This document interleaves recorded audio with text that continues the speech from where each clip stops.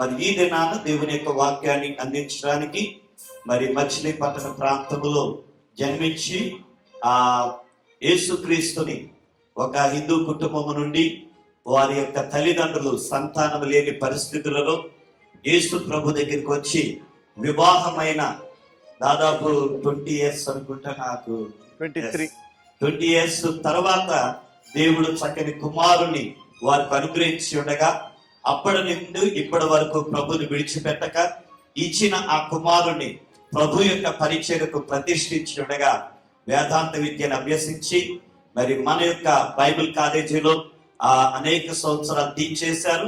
ప్రస్తుతము మరి సిటీలోనే 3 సంఘాలకి సేవకులుగా పరిచయం చేస్తూ, అలాగే ఇమ్మానుయేల్ బైబిల్ కాలేజీ అనే సంగారెడ్డిలో మరి ఈ తెలుగు బైబిల్ కాలేజీని వారు నడిపిస్తూ ఉన్నారు. ఆన్లైన్ లో 10th క్లాస్ చదువుకున్న వారు, 10th లోపు చదివిన వారు, ఒక్కోసారి అసలు చదువు లేకపోయినా ఆసక్తి కలిగిన వారిని కూడా వారు వారికి అర్థమయ్యే రీతిలో బోధిస్తూ వారికి తర్ఫీదునిచ్చి పరిచర్య కొరకే సిద్ధపరుస్తూ ఉన్నటువంటి దైవజనులు, అలాగే మన యొక్క సహవాసానికి ఆ కమిటీలో ఒకరుగా ఎగ్జిక్యూటివ్ కమిటీ మెంబర్ గా పరిచర్యని అందిస్తూ నూతనంగా మరి ఒక్కసారి 4th టైం అనుకుంటాను సార్, 4th టైం అనగా 12 సంవత్సరాలు పరిచయం చేసి మరి యొక్క 4 సంవత్సరాలకి ఈ యొక్క పదవిని కొనసాగించడానికి ఎన్నిక చేయబడిన నాయకులు మనతో ఉన్నారు. మనందరి తరపున వారిని ప్రేమతో ఆహ్వానిస్తూ ఉన్నాను. అందరూ చప్పట్లు వారికి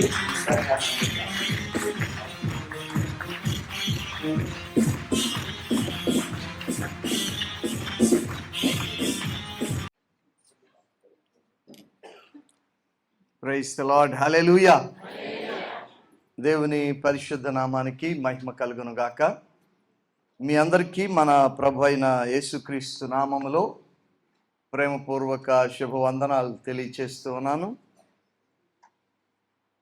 బెర్షెబా ఏజీ చర్చ్ తరపున 3 రోజులుగా ఇక్కడ నిర్వహించబడుతున్న ఈ ప్రత్యేకమైన కూడికలను బట్టి దేవునికి స్తోత్రం. మరి 3 రోజుల కూడికల్లో చివరి రోజు కూడిక ఈరోజు మీ మధ్య వాక్య పరిచర్య చేయడానికి దేవుడు నాకు ఇచ్చిన ఈ మంచి అవకాశాన్ని బట్టి దేవునికి స్తుతులు.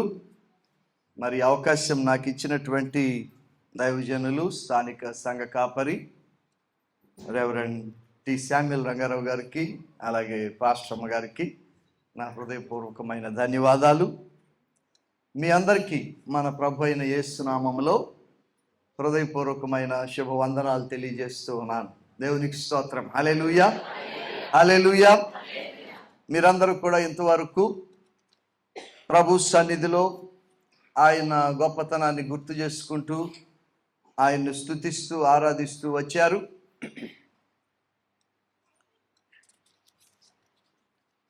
మరి అలాగనే ఈరోజే కాకుండా నిన్న మొన్న కూడా మీరు ఈ ప్రత్యేకమైన కూడికల్లో పాల్గొంటూ మరి ప్రభువును స్తుతిస్తూ ఆరాధిస్తూ ఆయన మహిమపరచడమే కాకుండా ఆయన వాక్యాన్ని వింటూ మీరు బలపరచబడ్డారని నమ్ముతూ ఉన్నారు. మరి 2 దినాలుగా దైవజనులు ఒకే పరిశుద్ధాత్మ నడిపింపును బట్టి మీకు చక్కని వర్తమానాలు, సిద్ధపాటు వర్తమానాలు అందించారని పాస్టర్ గారి నోటి వెంబడి ఇప్పుడే విని ప్రభువును స్తుతిస్తూ ఉన్నాను. దేవునికి స్తోత్రం, హల్లెలూయా. మరి ఈరోజు మనము ప్రభు బల్ల పరిచర్యలో కూడా పాల్గొనబోతూ ఉన్నాం. దానికంటే ముందుగా మనము కొద్దిసేపు దేవుని వాక్యాన్ని ధ్యానం చేసుకుందాం. మీ బైబిల్లో సమూయేలు మొదటి గ్రంథం దయచేసి తెరవండి. సమూయేలు మొదటి గ్రంథం, ఫస్ట్ బుక్ ఆఫ్ శామ్యుయల్. సమూయేలు మొదటి గ్రంథము 30వ అధ్యాయం. సమూయేలు మొదటి గ్రంథము 30వ అధ్యాయము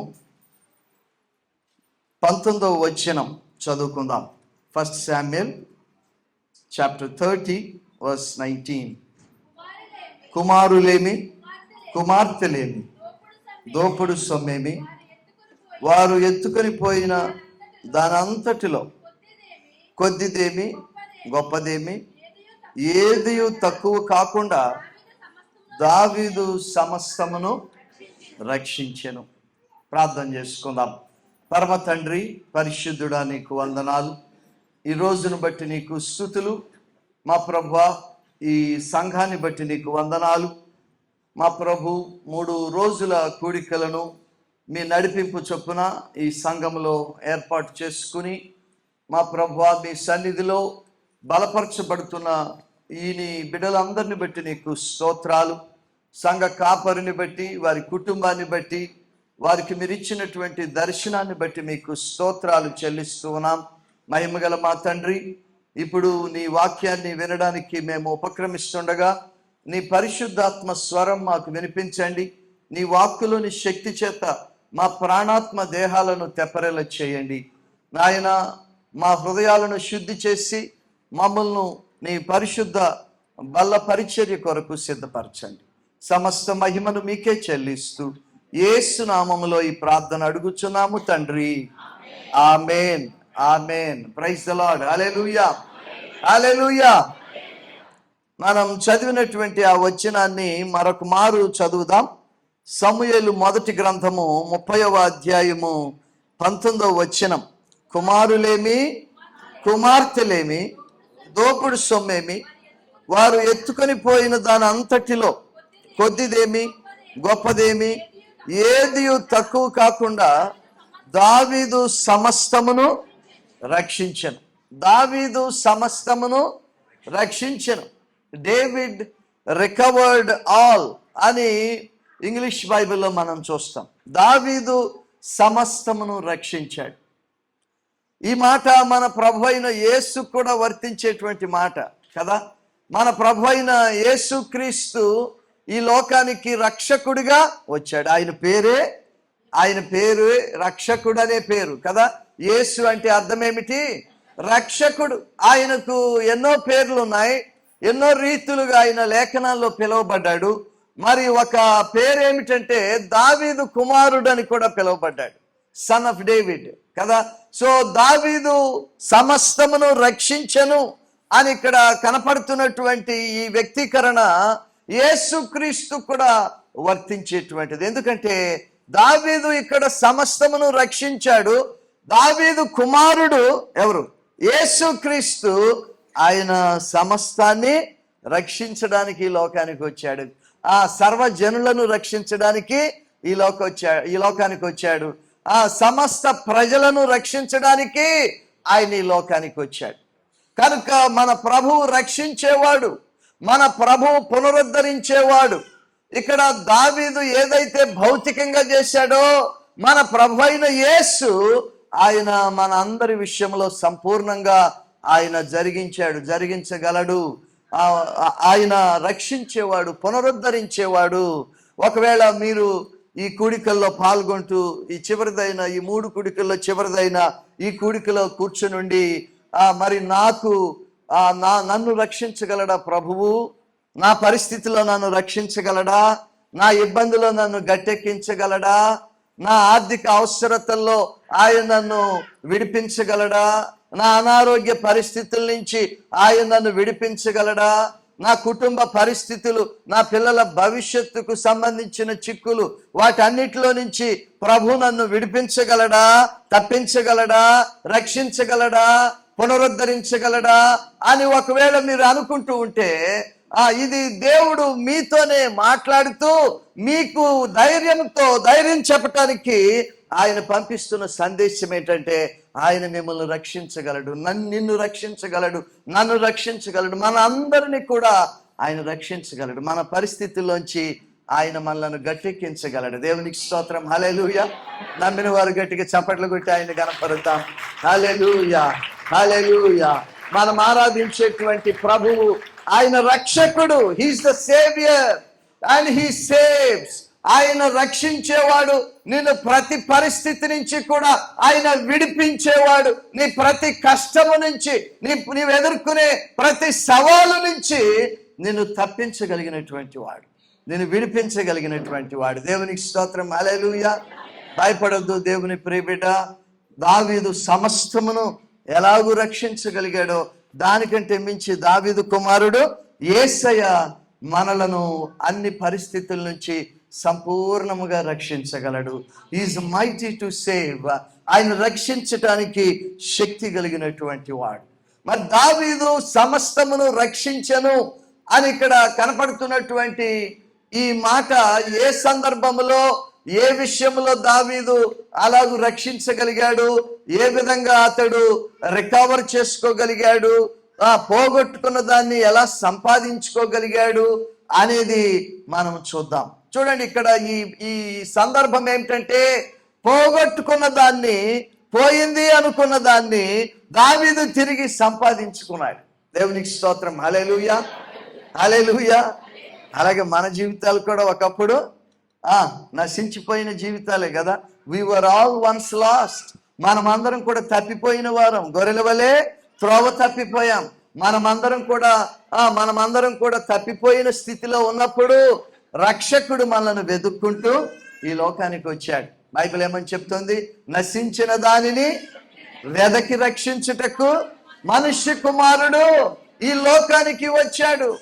తప్పిపోయిన గొర్రెను ఆ కాపరి ఏ విధంగా వెతుక్కుంటూ వెళ్ళి దాన్ని మరలా తిరిగి సంపాదించాడో, అలాగూ మనము కూడా తప్పిపోయాము అనుకున్న స్థితిలో, మనము కూడా నశించిపోయాము అనుకున్న స్థితిలో, మనము కూడా మరి ఆ పోగొట్టుకోబడిన స్థితిలో, పోగొట్టుకున్న స్థితిలో ఉన్నాము అనుకున్నప్పుడు మన రక్షకుడు మనలను పునరుద్ధరించాడు. దేవునికి స్తోత్రం. హల్లెలూయా, హల్లెలూయా. ఏమైనా పోగొట్టుకున్నాను అనుకుంటున్నావా? ఈ రాత్రి నీకేమైనా నష్టం జరిగిందని అనుకుంటున్నావా? నీవు దాన్ని తిరిగి సంపాదించుకోగలవు. దేవునికి స్తోత్రం. హల్లెలూయా, హల్లెలూయా. నీవు దాన్ని తిరిగి సంపాదించుకోగలవు. ఎలాగూ అంటే దేవుని శక్తితో, ఎలాగూ అంటే దేవుని కృపతో, ఎలాగూ అంటే రక్షించే మన రక్షకుడైన యేసు ప్రభుని ఆశీర్వాదంతో. హల్లెలూయా, హల్లెలూయా. నీవు రికవర్ చేసుకోగలవు. హల్లెలూయా. మీ పక్కన వాళ్ళతో చెప్పండి, యూ క్యాన్ రికవర్ అని చెప్పండి. నువ్వు సంపాదించుకోగలవు. హల్లెలూయా. దేవునికి మహిమ కలుగును గాక. ఆయన మనలను ఎల్లప్పుడూ కూడా ఉద్ధరించబడిన స్థితిలో ఉంచాలనుకుంటాడు. మనము పోగొట్టుకున్న స్థితిలో ఉండాలని మన ప్రభు కోరుకోడు. మనము ఉద్ధరించబడాలని, పునరుద్ధరించబడాలని, అభివృద్ధి చెందాలని, సంపాదించుకోవాలని ఆయన మన విషయంలో కోరుకుంటాడు. హల్లెలూయా, హల్లెలూయా. కనుక ఈ రాత్రి దావీదు ఎలాగూ తిరిగి సంపాదించుకున్నాడు అనేది మనం కొద్దిగా చూద్దాం. ఒక్కొక్కసారి మన జీవితాల్లో వైఫల్యాలు ఎదురవుతూ ఉంటాయి. అయితే వైఫల్యం ఎదురైంది కదా అని మనము అక్కడే ఆగిపోవక్కర్లేదు, అక్కడే చతికిలు పడిపోవక్కర్లేదు, ఇక అంత అయిపోయింది అన్నట్టుగా మనము నిరాశలో కూరుకుపోవక్కర్లేదు. ఆ వైఫల్యాన్ని కూడా మన దేవుడు విజయముగా మార్చగలడు. హల్లెలూయా, హల్లెలూయా. God can turn your failure into a grand success. నీ వైఫల్యాన్ని కూడా దేవుడు ఘనమైన విజయముగా ఆయన మార్చగలడు. నీ నష్టాన్ని కూడా ఆయన రెండింతల లాభముగా మార్చగలడు. హల్లెలూయా. నీ ఓటమిని ఆయన విజయముగా మార్చగలడు. నీ అవమానాన్ని రెట్టింపు ఘనతగా ఆయన మార్చగలడు. హల్లెలూయా.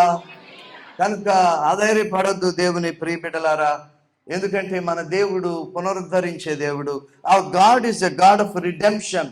ఆయన పునరుద్ధరించే దేవుడు అయి ఉన్నాడు. ఈ రాత్రి నీ పరిస్థితి ఏదైనప్పటికీ కూడా, నీవు ఎంత నష్టపోయానని నువ్వు అనుకుంటున్నప్పటికీ కూడా ఆయన నిన్ను పునరుద్ధరించగలడు. హల్లెలూయా.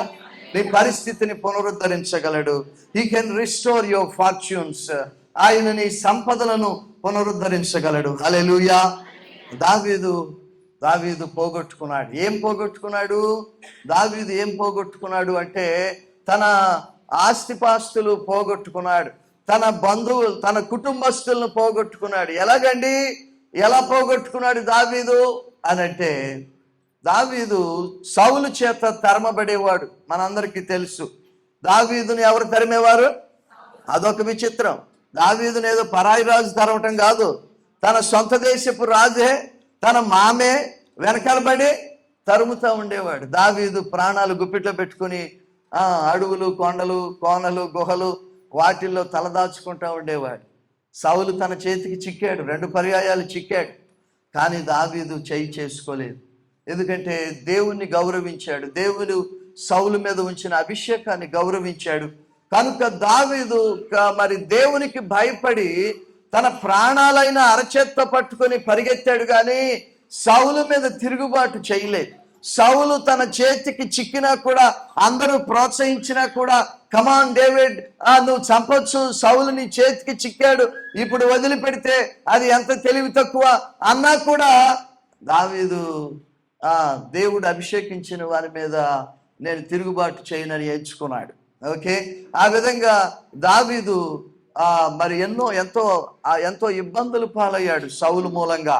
ఒక దశలో దావీదు ఏమనుకున్నాడంటే, ఈ సౌలు బారిన పడకుండా ఉండాలి అంటే సౌలు భయపడేటువంటి వ్యక్తి దగ్గరకు, అధికారి దగ్గరకు వెళ్తే బాగుంటుంది అనుకున్నాడు.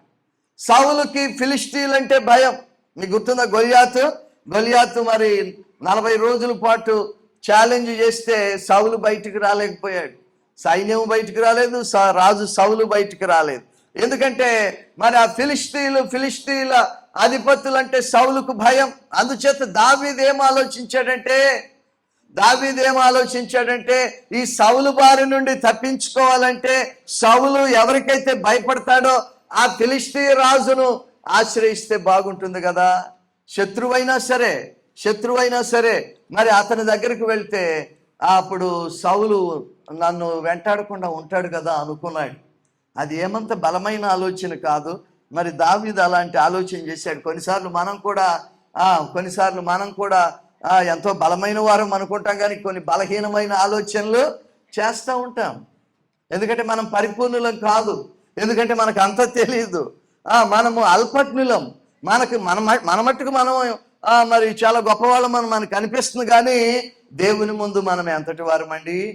కనుక దావీదు ఒక అల్పమైన ఆలోచన చేశాడు. ఆ విధంగా పరిస్థితుల వేడిని బట్టి, పరిస్థితుల తీవ్రతను బట్టి అలాంటి ఆలోచన చేశాడు. శత్రురాజును ఆశ్రయించాడు. అయితే అంతవరకు బాగానే ఉంది. మరి అతడు ఏ రాజు దావీదును వద్దంటాడు చెప్పండి? దావీదు ఏ రాజుకైనా గొప్ప బలం, గొప్ప వీరుడు కదా. కాబట్టి దావీదును ఓకే అన్నాడు. ఈలోగా ఏమైందంటే దావీదుతో పాటు అతనితో పాటు ఉండటానికి కొంతమంది జనాంగము అతని వెనకాల వచ్చారు. దావీదు నాయకుడు కాబట్టి నాయకుడు వెనక ప్రజలు ఉంటారు ఎప్పుడు కూడా.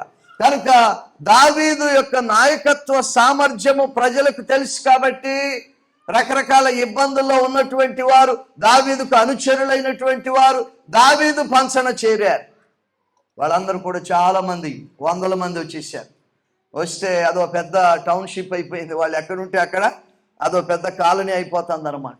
అప్పుడు ఆ రాజు ఏం చేశాడంటే, మీరందరూ కూడా ఫలానా చోట ఉండండి అని ఒక ల్యాండ్ వాళ్ళకు చూపించాడు. ఇక్కడ మీరు నివాసాలు ఏర్పరచుకోండి.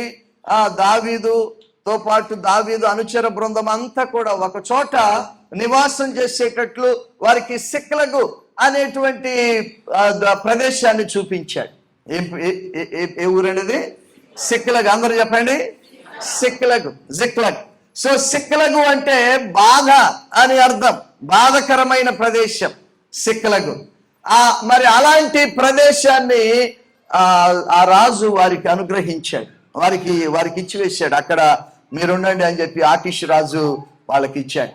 సో దావీదు అనుచరులు ఇప్పుడు శత్రురాజు పంచన అతడు ఇచ్చినటువంటి ఆ సిక్లగ్ అనేటువంటి ప్రాంతంలో వారు నివాసాలు ఉంటున్నారు. అందరూ కూడా వాళ్ళు కాపురం ఉంటున్నారు, అక్కడ అందరూ కలిసి ఉంటున్నారు. అలా ఉంటుండగా ఆ దేశానికి యుద్ధం చేయాల్సిన పరిస్థితి వచ్చింది. ఆ దేశానికి ఒక యుద్ధ పరిస్థితి వచ్చింది. ఎవరి మీద యుద్ధం అంటే అది కూడా మళ్ళీ ఇశ్రాయేలు మీదే యుద్ధం. అర్థమవుతుంది మీకు? ఇప్పుడు ఫిలిష్తీయులకు ఇశ్రాయేలుకు యుద్ధం వచ్చింది. మామూలుగా ఇశ్రాయేలీల తరపున ఉండాల్సిన దావీదు ఇప్పుడు ఎటున్నాడు? ఫిలిష్తీయుల తరపున ఉన్నాడు.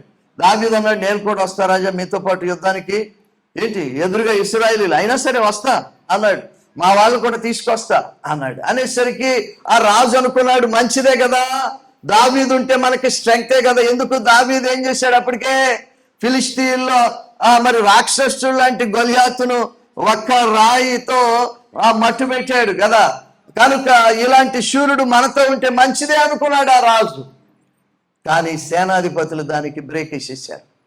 సేనాధిపతులు ఏమన్నారంటే, ఏంటి రాజా నీకు మతి ఉందా లేదా, అసలు ఎవరిని ఎంట పెట్టుకుని వెళ్దాం అనుకుంటున్నావు, చెప్పండి, ఎవరిని ఉన్నారు అందరు ఇక్కడే, ఎవరిని వెంట పెట్టుకు వెళ్దాం అనుకుంటున్నావు, దావీదుని వెంట పెట్టుకెళ్దామంటావేంటి, ఎవరి మీద మనం యుద్ధం చేయబోయేది, ఇశ్రాయేలుతో కదా.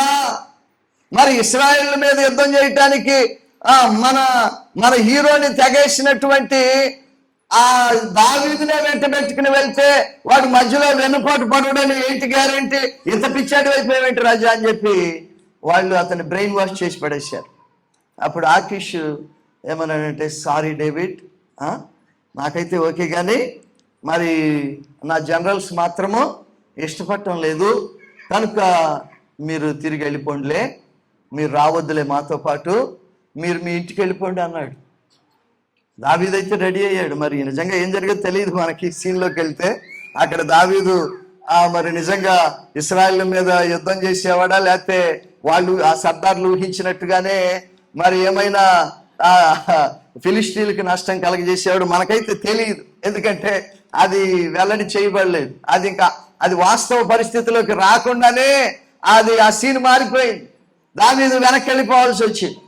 సో మరి ఇంటి దగ్గర బయలుదేరి యుద్ధానికి అనుకున్నారు కదా, అందరూ కూడా వెళ్ళారు. ఇంటి దగ్గర మరి స్త్రీలకు చెప్పారు, మేము యుద్ధానికి వెళ్తున్నాము, మరి కొద్ది రోజులు యుద్ధం జరుగుతుంది, ఆ తర్వాత మేము వస్తాము, ఆ యుద్ధంలో అన్ని దోచుకొస్తాము, మీరందరూ రెడీగా ఉండండి, ఆయన tata bye bye see you అని చెప్పి వెళ్ళారు.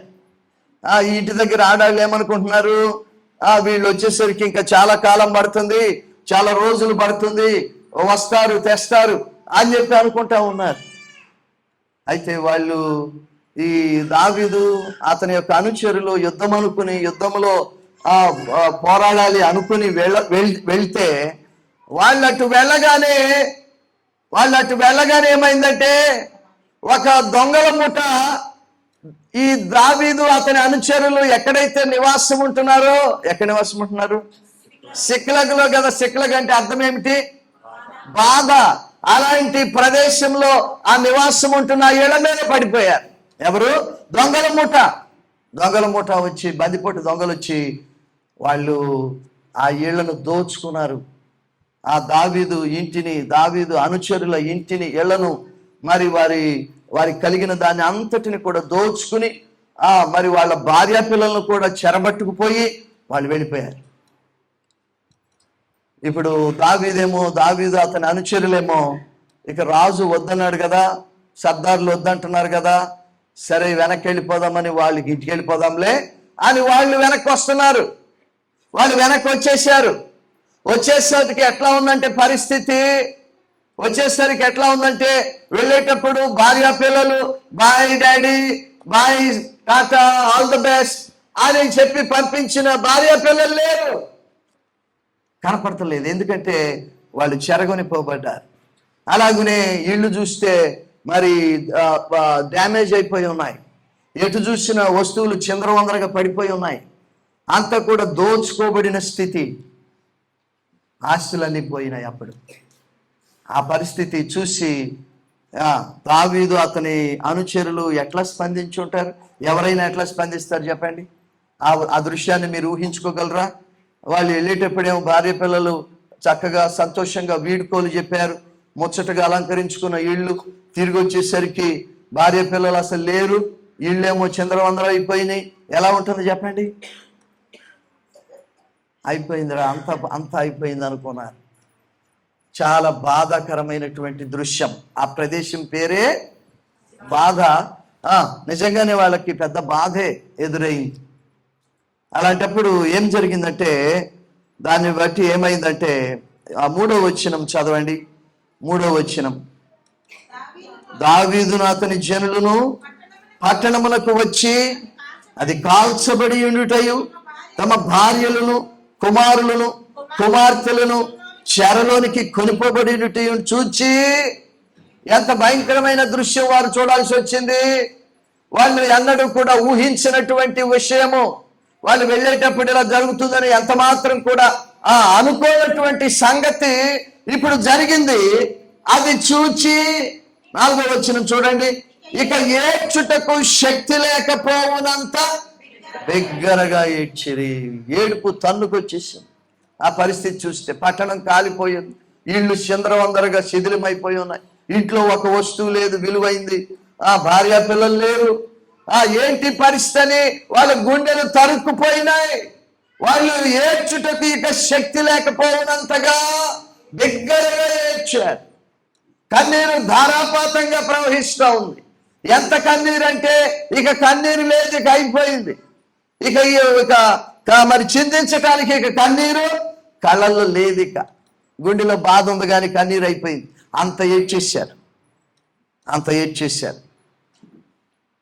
ఇప్పుడు వాళ్ళందరికీ నాయకుడు ఎవరు? దావీదు. దావీదు పరిస్థితి ఎట్లా ఉంది? 6వ వచనం చూడండి, దావీదు ముఖ చిత్రం. దావీదు మిక్కిలి దావీదు అర్భకుడు కాదు, దావీదు ఏదో బలహీనుడు కాదు, బలమైన శూరుడు దావీదు. దావీదు అతని శత్రువులకు మరి అరివేర భయంకరుడుగా కనపడేవాడట, సింహ స్వప్నం శత్రువులకు. అలాంటి బలవంతుడైన శూరుడు దావీదు మిక్కిలి దుఃఖపడ్డాడు. మామూలుగా కూడా కాదు, మిక్కిలి దుఃఖపడ్డాడు. కొన్నిసార్లు అలాంటి పరిస్థితులు, అలాంటి సవాళ్ళు మరి లైఫ్లో ఎదురవుతూ ఉంటాయి. దావీదు మిక్కిలి దుఃఖపడ్డాడు. అంతేకాదు, దావీదు తన ఇల్లు కాల్చబడింది, మరి తన భార్య పిల్లలు చెరగొనిపోబడ్డారు అని అతడు ఒక పక్కన హృదయంలో ఎంతో విచారముతో చాలా దుఃఖపడతా ఉంటే మరి ఇంకా ఇంకోటి జరిగింది. ఏం జరిగింది? అదే వచ్చిన మనం గమనిస్తాం. మరియు తమ కుమారులను బట్టి కుమార్తెలను బట్టి జనులకు అందరికి ప్రాణం అంటే దావీదు అనుచరుల పరిస్థితి ఎట్లా ఉందంటే, వాళ్ళు చూసుకుంటే వాళ్ళ ఇళ్ళు తగలబడిపోయి ఉన్నాయి, సామాన్లన్నీ పోయినాయి, అలాగనే భార్య పిల్లలు కూడా చెరగొనిపోబడ్డారు. అంత అయోమయం గందరగోళంగా ఉంది పరిస్థితి. దావీదు నమ్ముకుని వస్తే మనకి ఈ గతి ఏమిట్రా, పెనం మీద నుంచి పొయ్యిలో పడినట్టయింది మన పరిస్థితి. అక్కడే ఉంటే బాగుండేది, వీడియోలో ఉదరిస్తాడు, వీడి దగ్గరికి వస్తే వీడి మూలంగా ఉన్నదంతా పోయింది. ఈ పాడు దావీదు, ఈ పిచ్చి దావీదు, ఈ దావీదు గాడు. చూసారు ఎట్ట మారిపోయిన మాటలు. అప్పుడు దాకా ఏమనేవారు? దావీదుకు జై, దావీదుకు సై అనేవారు. ఓకే, దావీదు గారు, దావీదు ఎంత గొప్ప నాయకుడు అని చెప్పి అనేవారు, పాటలు కట్టి పాడేవారు. ఇప్పుడు చూస్తే తిట్లు, శాపనార్థాలు, దోషణలు. ఇంకొక అడుగు ముందుకేసి ఏం చేశారు? రాళ్ళు రువ్వి దావీదును చంపుదము రండి. జనాలు ఎంత ఫికిల్ మైండెడ్గా ఉంటారో చూడండి. ప్రజలు ఇవాళ ఒక రకంగా ఉంటారు, రేపు ఇంకో రకంగా ఉంటారు. నువ్వు జనాలకి 99 సార్లు మేలు చేసి ఒక్కసారే చేయలేకపోయావు అనుకో, ఒకసారే చేయలేకపోయావు 100లో. వాళ్ళు ఏం చేస్తారంటే, నువ్వు చేసిన 99 గొప్ప మేలు గాల్లో కొట్టుకుపోతావు. నువ్వు చెయ్యనటువంటి ఆ ఒక్కదాని గురించే నేను జీవితకాలం గుర్తుపెట్టుకుని తిడతా ఉంటారు. ఎంత భయంకరమైన మనస్తత్వాలు కొంతమందివి.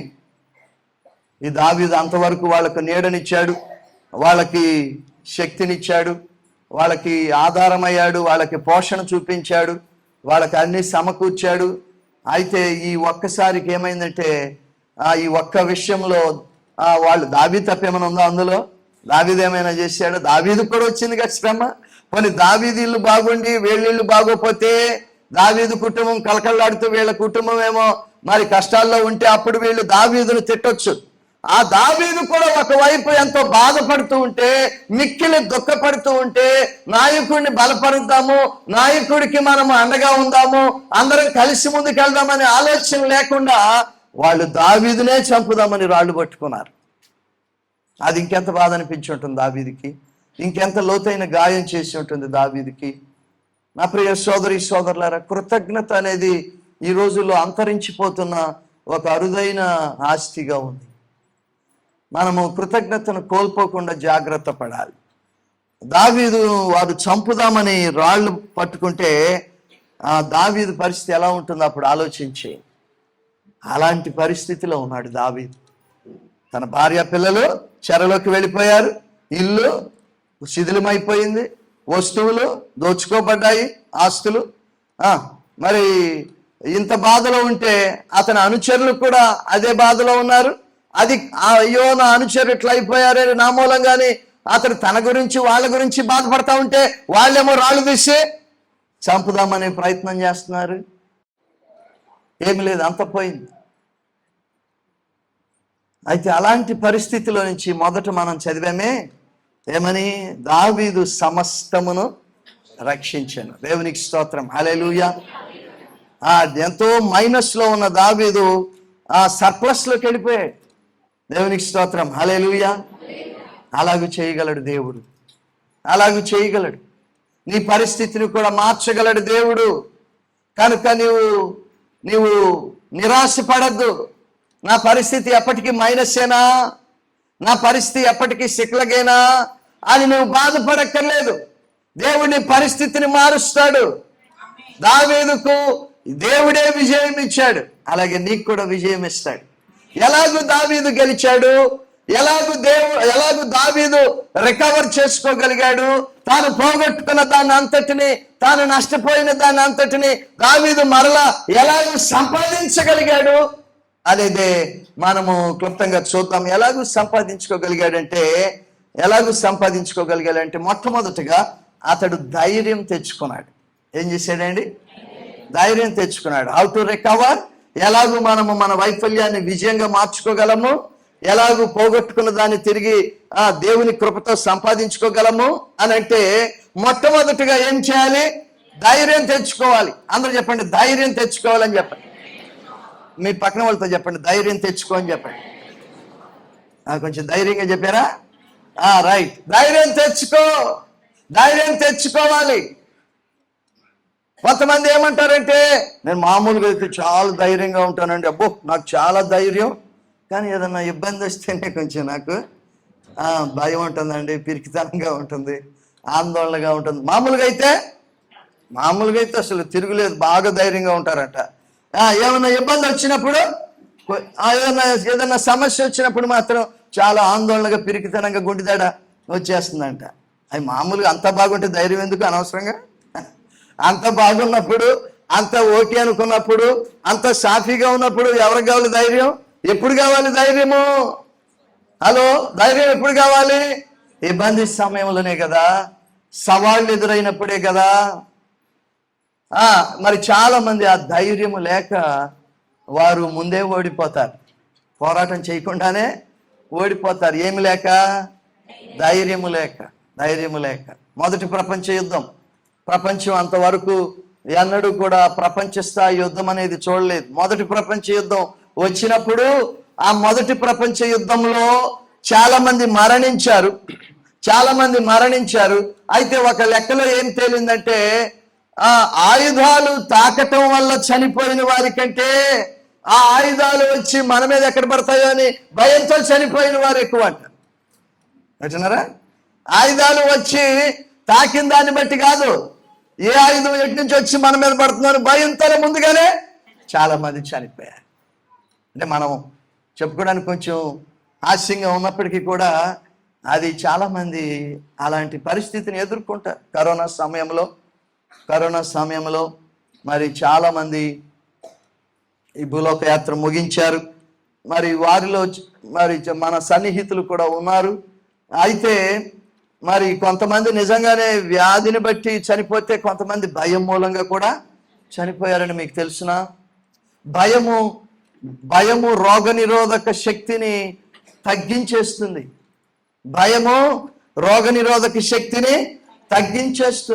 భయం ఉంటే స్వస్థత రాదు, ఆలస్యం అవుతుంది.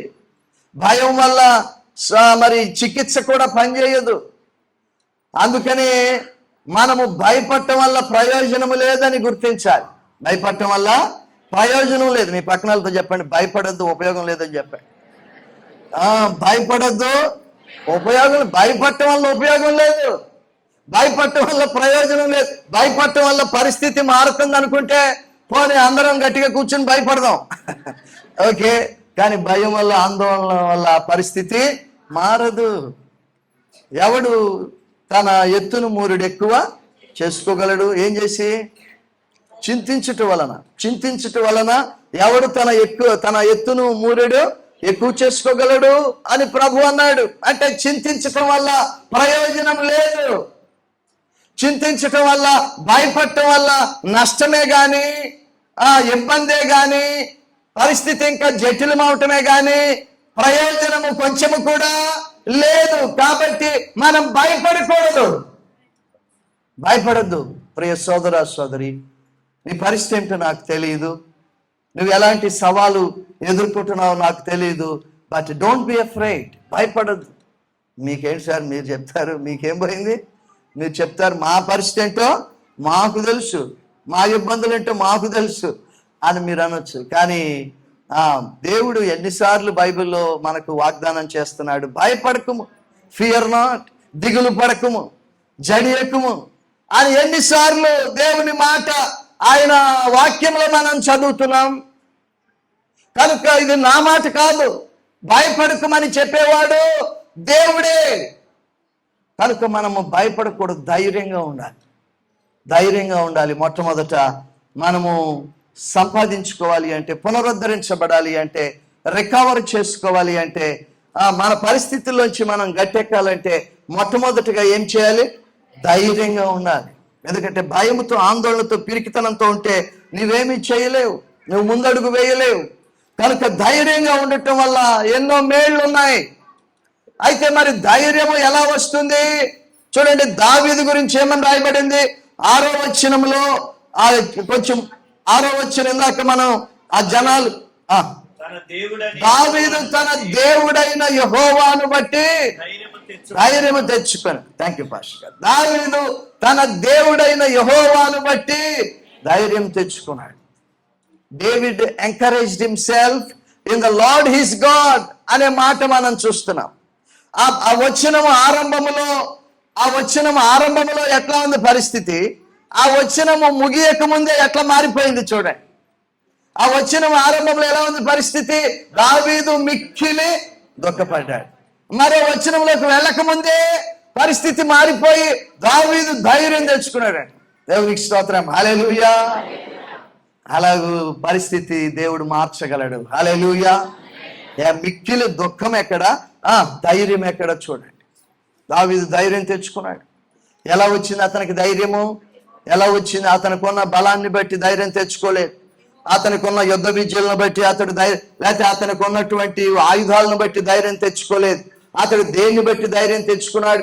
ఎవరిని బట్టి ధైర్యం తెచ్చుకున్నాడంటే తన దేవుడైన యెహోవాను బట్టి, తాను ఆశ్రయించిన ఆ ఆకీషు రాజును బట్టి కాదు, మనుషులను బట్టి కాదు.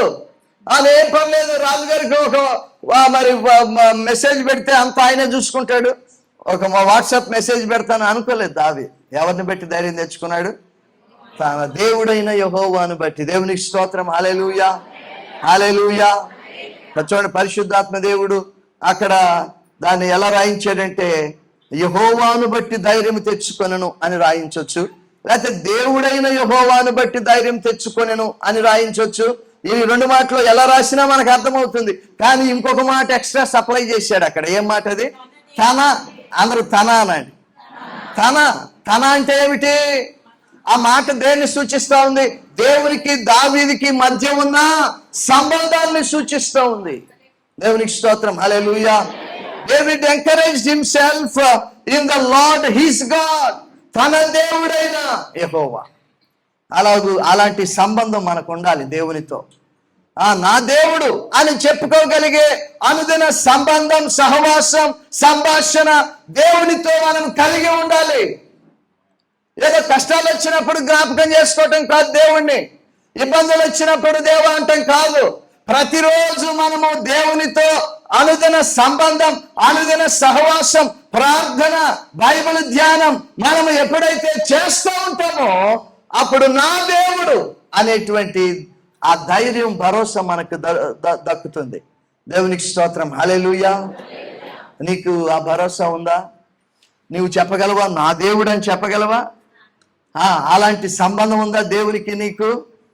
దేవునితో నీకు రోజు మాటలు ఉంటున్నాయా? దేవునితో నీకు సంభాషణ ఉంటుందా? ఎప్పుడో సంవత్సరానికి ఒకసారి క్రిస్మస్ వచ్చినప్పుడు బైబిల్ చదువుతున్నావా? లేకపోతే రోజు బైబిల్ చదువుతూ దేవుని సన్నిధిలో మోకరించి ప్రార్థన చేస్తూ ఆయనతో అనుదిన సంబంధం, ఆయనతో అనుదిన సంభాషణ కలిగిన వ్యక్తివిగా నీవు ఉంటే నీవు కూడా ఏమని చెప్పగలవంటే, దేవుడు నా దేవుడు, నా ప్రభువు అని నీవు చెప్పగలవు. నీ కష్టాలలో నీవు బౌన్స్ బ్యాక్ అవ్వాలి అంటే ఆ గోడ కొట్టిన బంతి మరల ఎలాగైతే అంతే వేగంతో వెనక్కి తిరిగి వస్తుందో అలాగున నీ పరిస్థితుల్లో నీవు పైకి రావాలి అంటే, నీ ఇబ్బందుల్లో నీవు గట్టెక్కాలి అంటే, నీ పోగొట్టుకున్న దాన్ని తిరిగి సంపాదించుకోవాలంటే దేవునితో నీ సంబంధము చాలా కీలకమైనది. ఎందుకంటే నాకు వేరుగా ఉండి మీరేమీ చేయలేరు. నీ ఎన్ని ప్రయత్నాలు చేసినా నీవు దేవునికి దూరంగా ఉంటే ఉపయోగం లేదు. దేవునితో నీ సంబంధం ఎంతో అవసరం. దావీదు తన దేవుడైన యెహోవాను బట్టి ధైర్యం తెచ్చుకున్నాడు. దేవునికి స్తోత్రం, హల్లెలూయా. అదే మనం కూడా చేయాలి. మన పరిస్థితుల్లో మన దేవుణ్ణి గుర్తు చేసుకోవాలి, ఆయన్ని బట్టి ధైర్యం తెచ్చుకోవాలి. పరిస్థితి వైపు చూడొద్దు, ప్రజల వైపు చూడొద్దు. దావీదు గనక ఆ కాలిపోయిన గోడలే చూస్తూ ఉంటే ఎట్లా ఉండేది? దావీదే గనక మరి శిథిలమైపోయిన ఇంటినే చూసుకుంటూ దాని చుట్టూతో తిరిగి ఫోటోలు తీసుకుంటూ ఉంటే ఎలా ఉంటుంది చెప్పండి? లేకపోతే ఆ ప్రజలు ఏమంటారో అని ప్రజల వైపు తిరిగితే వాళ్ళు ఏమైనా ప్రోత్సహించే స్థితిలో ఉన్నారా? ప్రోత్సహించే స్థితిలో లేకపోగా వాళ్ళు అసలు దావీదు ప్రాణమే తీసేద్దామంటున్నారు. కనుక పరిస్థితి వైపు చూడలేదు, ప్రజల వైపు చూడలేదు, ప్రభు వైపు చూశాడు. దేవునికి స్తోత్రం, హల్లెలూయా. అలాగే నీవు కూడా నీ జీవితంలో నీవు పోగొట్టుకున్న దాన్ని తిరిగి సంపాదించుకోవాలంటే, నీవు మైనస్ లో నుండి సర్ప్లస్ లోకి రావాలి అంటే నీవు పరిస్థితుల వైపు చూడొద్దు. వస్తాయి కొన్నిసార్లు సవాళ్ళు వస్తాయి, కొన్నిసార్లు ఇబ్బందికరమైన పరిస్థితులు వస్తాయి. అయితే మనం గుర్తుపెట్టుకోవాల్సింది ఏమిటంటే అదే ఫైనల్ కాదు అని గుర్తుపెట్టుకోవాలి. హల్లెలూయా. వచ్చిన సమస్య ఫైనల్ కాదు. Failure is not final. అది ఇంకంత అయిపోయింది అనుకోకూడదు. మనము పరిస్థితిని చూసి కుంగిపోకూడదు, ప్రజలను చూసి మనం భయపడకూడదు. మనం ఎవరిని చూడాలి? దేవుని వైపు చూడాలి, ఆయన వైపు చూడాలి, యేసు వైపు చూచుచూ మనము ఆయన బట్టి ధైర్యం తెచ్చుకోవాలి. ఎప్పుడైతే దావీదు తన దేవుణ్ణి గుర్తు చేసుకున్నాడో వెంటనే అతని భయము పారిపోయింది, అతనిలో ధైర్యం తిరిగి ప్రవేశించింది. దేవునికి స్తోత్రం, హల్లెలూయా, హల్లెలూయా. దావీదు జ్ఞాపకం చేసుకుని ఉంటాడు, తాను గొర్రెలను కాస్తున్నప్పుడు ఇంటి దగ్గర నుంచి కబురు వస్తే దావీదు పరిగెత్తుకుంటా ఇంటికి వస్తే సమూయేలు ఆ తైలపు కొమ్ములోని తైలాన్ని అతని పైన పోసి అతను అభిషేకించిన రోజు దావీదు గుర్తు చేసుకుని ఉంటాడు. అతని పైకి యెహోవా ఆత్మ బలముగా దిగి వచ్చిన ఆ రోజును గుర్తు చేసుకుని ఉంటాడు. బలిష్ఠుడైన రాక్షసుడు గొలియాతుని ఒక మడిసెల రాయితో మట్టుబెట్టి వాని ఖడ్గంతోనే వాని తలను తెగనరికిన ఆ రోజును గుర్తు చేసుకుని ఉంటాడు.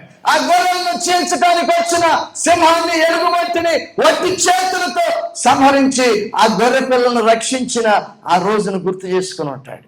దేవునికి స్తోత్రం, హల్లెలూయా, హల్లెలూయా. అంతే దావీదు ధైర్యము దాని ప్లేస్ లోకి వచ్చేసి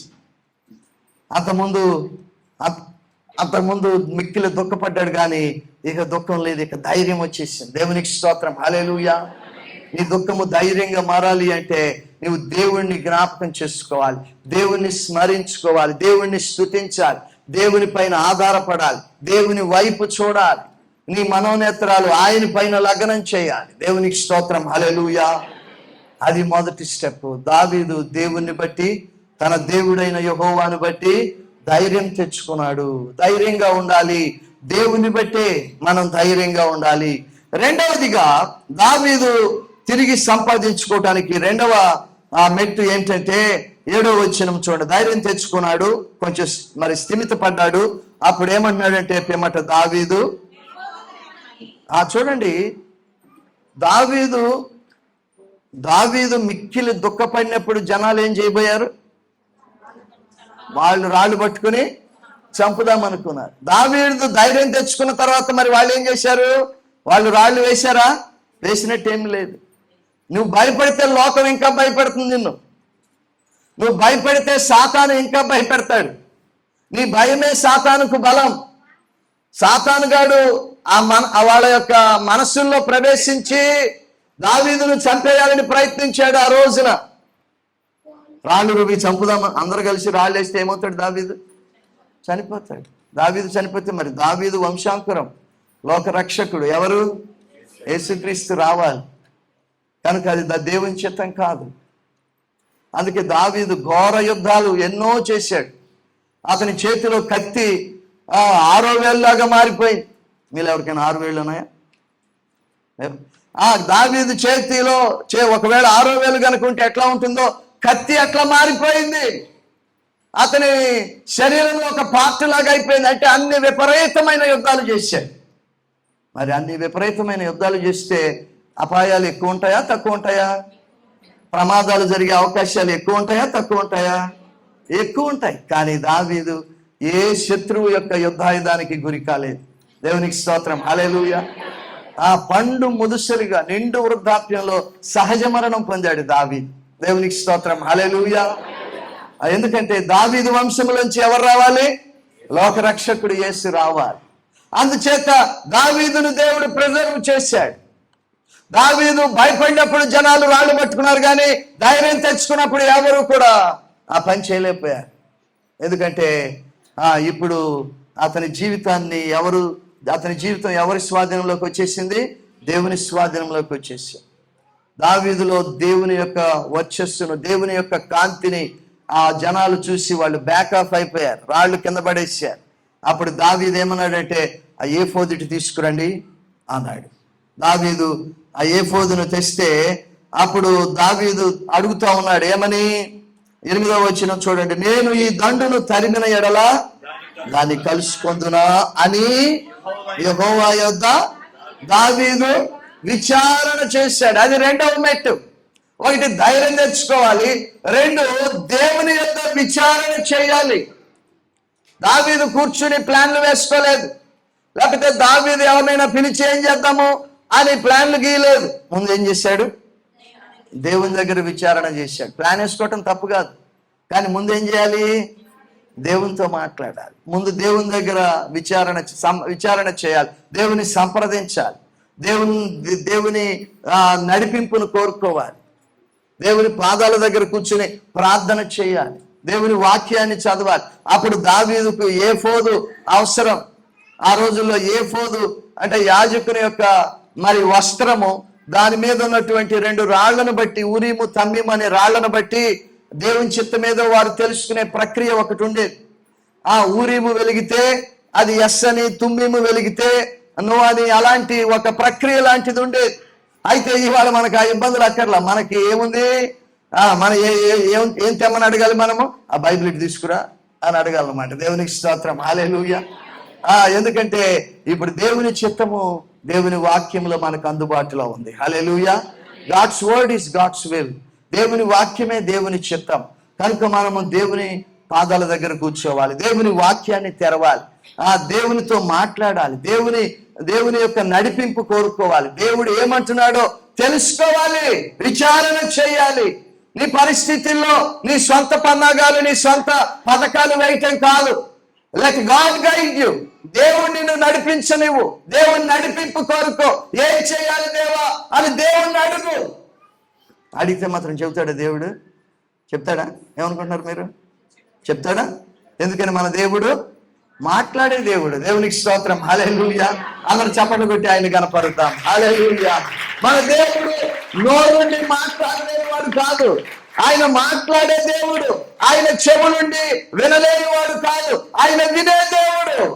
నువ్వెప్పుడైతే ఆయన యొద్ద విచారణ చేస్తావో, ఆయనకు ప్రార్థన చేస్తావో, అప్పుడు ఆయన వింటాడు. దేవునికి స్తోత్రం, హల్లెలూయా. అడుగుతున్నాడు దావీదు, అయ్యా ఏమిటి మరి నేను తరమనా వద్దా? ఈ పట్టుపోయారు కదా, ఈ దొంగల ముఠ మా ఇల్లు దోచుకుని వెళ్ళిపోయారు కదా, నేను కూడా వాళ్ళ వెనకాల బడి తరిమితే పట్టుకోగలనా అని అడిగితే దావీదు విచారణ చేయగా 8వ వచనం, అదే వచనంలో ఆన్సర్ వచ్చేసింది. యెహోవా ఏమంటున్నాడు? తరుము, నిశ్చయముగా నీ వారిని కలుసుకొని తప్పక నీ వారినందరినీ దక్కించుకోను. అక్కడే విజయం వచ్చేసింది. దేవుడు చెప్పేశాడు ఆల్రెడీ. ఆ విజయం ఖరారైపోయింది. దేవునికి స్తోత్రం, హల్లెలూయా. రికవరీ ఖరారైపోయింది. నువ్వు తప్పకుండా నువ్వు పోగొట్టుకున్న దాన్ని అంతటినీ కూడా మరలా దక్కించుకుంటావు. గో చేస్ అని చెప్పాడు అన్నమాట. దేవునికి స్తోత్రం, హల్లెలూయా. మన దేవుడు ఎంత నమ్మదగిన వాడు. మన ఇబ్బందుల్లో మనం మొరపెట్టుకుంటే ఆయన మనకేం జవాబు ఇవ్వలేదనుకోండి, ఎట్లా ఉంటుంది మన పరిస్థితి? కానీ మన దేవుడు అట్లాంటి వాడు కాదు. విచారణ చేశాడో లేదో ఆ వచనము ముగియకుండానే జవాబు కూడా వచ్చేసి, కనుక నీవు అడగాలే గాని దేవుడు తప్పకుండా నీకు ఆన్సర్ ఇస్తాడు. కీర్తన 50:15 మీరు చూస్తే, ఆ శ్రమ దినమున నీవు నాకు మొరపెట్టుము, నేను నీకు ఉత్తరం ఇస్తా అని దేవుడు వాగ్దానం ఇచ్చాడు. దేవునికి స్తోత్రం, హల్లెలూయా, హల్లెలూయా. కనుక ఆయనకు మొరపెట్టుకో ప్రియ సోదర సోదరి. నీ ప్రార్థనా సమయం పెంచుకో. మరింత పట్టుదలతో, మరింత తీవ్రతతో, మరింత సిద్ధపాటుతో, మరింత శుద్ధితో ఆయన పాదాల దగ్గరకు వచ్చి, ఆయన వాక్యం దగ్గరకు వచ్చి, పరిస్థితిలో నీ నడిపింపు కావాలి నాయన, నీ ఆలోచన కావాలి, నీ జ్ఞానం కావాలి. ఏం చేయమంటావో నాకు చెప్పు అని హృదయపూర్తిగా నీ ఆత్మను దేవుని సన్నిధిలో కుమరించి అడిగితే ఆయన నిన్ను దాటుకొని తోసుకుని వెళ్ళిపోడు. ఆయన తప్పకుండా జవాబిస్తాడు. హల్లెలూయా. విచారణ చేశాడు దావీదు. దేవుడు జవాబిచ్చాడు, సెలవిచ్చాడు, వెళ్ళు తరుము అన్నాడు. ఓకే, కనుక మనం పోగొట్టుకున్న దాన్ని మనం తిరిగి సంపాదించుకోవాలంటే ఏం చేయాలి? ఒకటి ఏం చేయాలి? ధైర్యంగా ఉండాలి. ఎవరిని బట్టి? పెదనాన్నగారిని బట్టి, బాబాయిని బట్టి, ఎవరిని బట్టి? దేవుని బట్టి ధైర్యంగా ఉండాలి. అలాగే 2, దేవుని యొద్ద విచారణ చేయాలి. ఇక 3వది ఏంటంటే, ఆ దేవుడు చెప్పిన దాన్ని పాటించాలి. దేవుడు చెప్పిన దాన్ని పాటించాలి. చూడండి, దేవుడు ఏమని చెప్పాడు? దావీదుకి తరుము అన్నాడు కదా. 9వ వచనం ఎట్లా మొదలవుతుంది చూడండి. కాబట్టి అంటే ఏమిటి? ఒక నిర్ణయం జరిగిందనమాట అక్కడ. దేవుడు చెప్పిన దానికి ఒక నిర్ణయం జరిగింది. ఏమిటి? పదండ్ర బాయ్ మనం వెళ్దాం అని అన్నాడు దావీదు. లెట్స్ గో చేస్, రండి అందరు రండి, కమ్ ఫాలో మీ అని చెప్పి దావీదు ముందుకెళ్ళాడు. అతని వెనక అనుచరులు బయలుదేరారు. వాళ్ళు దుఃఖం మర్చిపోయారు. దావీదుని చంపుదామన్న ప్లాన్ కూడా పోస్ట్ పోన్ చేశారు. తర్వాత చూసుకుందాం, ప్రస్తుతం వెళ్దామని వాళ్ళందరూ కూడా బయలుదేరారు. దేవుడు చెప్పింది వినటం ఒక ఎత్తు, దేవుడిని ఏం చేయాలని అడగటం ఒక ఎత్తు, ఏం చేయాలో ఆయన చెప్పింది వినటం ఒక ఎత్తు, దాన్ని చేయటము మరొక ఎత్తు. చాలామంది దేవుణ్ణి అడుగుతారు, దేవుని చిత్తం ఏంటో తెలుసుకోవాలనుకుంటారు. తీరా అది వారికి తెలియపరచబడిన తర్వాత, దేవుని చిత్తం మీద దేవుడు వారికి తెలియపరిచిన తర్వాత, దైవ సేవకుల ద్వారానో, లేదా మరి తోటి విశ్వాసుల ద్వారానో, లేదా మరి వారితోనే పరిశుద్ధాత్మ ద్వారా దేవుడు వారితో మాట్లాడుతూ తన చిత్తాన్ని బయలుపరిచిన తర్వాత అది మాకు నచ్చలేదు వద్దంటారు. ఈ మాత్రం దానికి అడగటం ఎందుకు? ఇంకా అడగటమేమో అడుగుతారు, ఏం చేయాలో చెప్పమంటారు. దేవుడు చెప్పిన తర్వాత అది మాకు ఇష్టం లేదు, అది మాకు నచ్చదు, ఇంకోటి ఏదన్నా ఉంటే చెప్పు అంటే నీకు ఇష్టం వచ్చినట్టు చెప్పాలి దేవుడు. మనకిష్టం వచ్చినట్టు దేవుడిని నడిపిద్దామా, లేకపోతే దేవునికి ఇష్టం వచ్చినట్టు మనం నడుచుకుందామా? దేవునికి ఇష్టం వచ్చినట్టు మనం నడుచుకోవాలి. దేవుని చిత్తానికి తలంచాలి. Not your will. స్వయంగా ప్రభువే, దైవ కుమారుడే ఏమన్నాడు? నా చిత్తము కాదు నీ చిత్తమే సిద్ధించునుగా కానీ ఆయన సిలువకు అప్పగించుకున్నాడు. కనుక మనము దేవుడు ఏం చెప్తున్నాడో వినటం ఒక ఎత్తు, దాన్ని పాటించటం మరొక ఎత్తు. నీ పరిస్థితిలో నీకు విజయం రావాలి అంటే, నీ నష్టములో నీకు రికవరీ కావాలి అంటే నీ విధేయత చాలా ప్రాముఖ్యం. నీ విధేయతే విజయానికి తాళపు చెవి. చాలాసార్లు మనం ఏమనుకుంటామంటే, ఆ ఖజానా పెట్టి తెరువయ్యా, నీ దగ్గర ఉందిగా తాళం చేయితో తెరిచి అవి కట్టలు మీదకి వచ్చేటట్టు చేసేయ్యా అని చెప్పి అంటూ ఉంటాం. కానీ తెలియని ఒక విషయం ఏంటంటే, ఆ తాళపు చెవి ఆయన దగ్గర లేదు. ఎక్కడ ఉంది? మరి మన దగ్గరే ఉంది. ఏమిటా తాళపు చెవి? విధేయత. నా కట్టలన్నీ నీకేనయ్యా, నీ దగ్గరే ఉంది తాళపు చెవి, నువ్వు ఓపెన్ చేసి తీసుకో అంటాడు దేవుడు. కానీ మన దగ్గరేమో విధేయత ఉండటం లేదు. అందుకే మనం విజయం పొందలేకపోతున్నామేమో, అందుకే మనం రికవర్ కాలేకపోతున్నామేమో. నీ విధేయత ఎలా ఉంది? దేవుడు చెప్పిన దాన్ని పాటించే ఆ తత్వం నీలో ఉందా? ఆ పోకడ నీలో ఉందా? వారం వెంబడి వారము మరి దేవుని సందేశాలు వింటున్నావు, వాటిని పాటిస్తూ ఉన్నావా? ప్రియ సోదర సోదరి, పాటించటం ఎంతో అవసరం. విధేయత చూపటం చాలా ప్రాముఖ్యం. చివరికి లెక్కలోకి వచ్చేది నీ వ్యక్తిగత విధేయతే. ఎన్ని ప్రసంగాలు విన్నావు, ఎన్ని ప్రసంగాలు నేను చేశాను అనేది కాదు ప్రాముఖ్యం. చివరికి లెక్కలోకి వచ్చేది ఏంటంటే ఎంత పాటించాను, ఎంత పాటించారు అనేది ప్రాముఖ్యం. కనుక నీ విధేయత తీరును బట్టే, నీ విధేయత నాణ్యతను బట్టే నీ విజయము ఆధారపడి ఉంటుంది. నువ్వు దేవుని మాటకు లోబడే వ్యక్తివిగా ఉన్నావా? దేవుని మాట విని పాటించడానికి నీకు మనసులో ఇష్టత ఉందా? లేకపోతే నా ఇష్టం అని పట్టుబట్టి కూర్చుంటున్నావా? నీ చిత్తం నెరవేరటం గొప్ప అనుకుంటున్నావా? నీ మాట నెగ్గటమే చాలనుకుంటున్నావా? లేక దేవుని చిత్తం నెరవేరితే అదే 10,000 అనేటువంటి వైఖరి నీవు కలిగి ఉన్నావా? దేవుని చిత్తానికి నీవు అనుకూలంగా జీవిస్తున్నావా, లేక దేవుని చిత్తాన్ని అడ్డుకుంటున్నావా? దావీదు దేవుడు చెప్పినట్టుగా చేశాడు, తరుమని దేవుడు చెప్పాడు వెంటనే. కాబట్టి 9వ వచనం చదవండి. కాబట్టి దావీదు అతని యొద్దనున్న 600 మందియును బయలుదేరి బెసోరు వాగుగట్టుకు రాగా. వాళ్ళు బయలుదేరి వచ్చేసారు. ఆల్రెడీ ఒక వాగు వచ్చింది అక్కడ. ఆ వాగు వచ్చేసరికి అక్కడ ఆగితే ఏమైందంటే 200 మంది అక్కడ ఆగిపోయారు.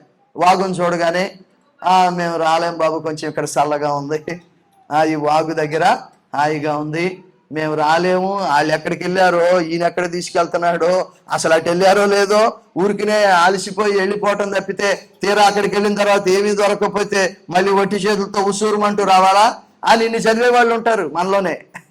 ఓకే, ముందుకెళ్దామంటే వెనక లాగుతూ ఉంటారు. ముందుకెళ్దామంటే శుభం మాట్లాడదామంటే ముందే మరి అశుభాలు మాట్లాడుతూ ఉంటారు, నెగిటివ్ మాటలు మాట్లాడుతూ ఉంటారు. ఈ 200 మంది అదే బాపతలాగా ఉంది. వాళ్ళు ఆగిపోయారు, ఆ వాగుగట్టు దగ్గర ఆగిపోయారు. మేము రాలేమన్నారు. సరే, అప్పుడు ఏం చేశాడు? ఈ 200 మంది ఆగితే ఇంకా మనమే వెళ్తాం అని దావీదు ఆగిపోలా. దావీదు దేవుడు చెప్పినట్టు చేయాలనుకున్నాడు. అందుకే 10వ వచనంలో దావీదును 400 మందిను, బ్యాలెన్స్ 400 మంది ఉన్నారు కదా, 400 మందిను ఇంకా తరుముచూ పోయిరు కానీ ఆ 200 మంది అక్కడే చతికిల పడిపోయారు. ఆ 400 మంది పోవచ్చుండగా పొలములో ఒక ఐగుప్తీయుడు ఎప్పుడు కనపడేవాడు? ఈ పొలములో ఐగుప్తీయుడు.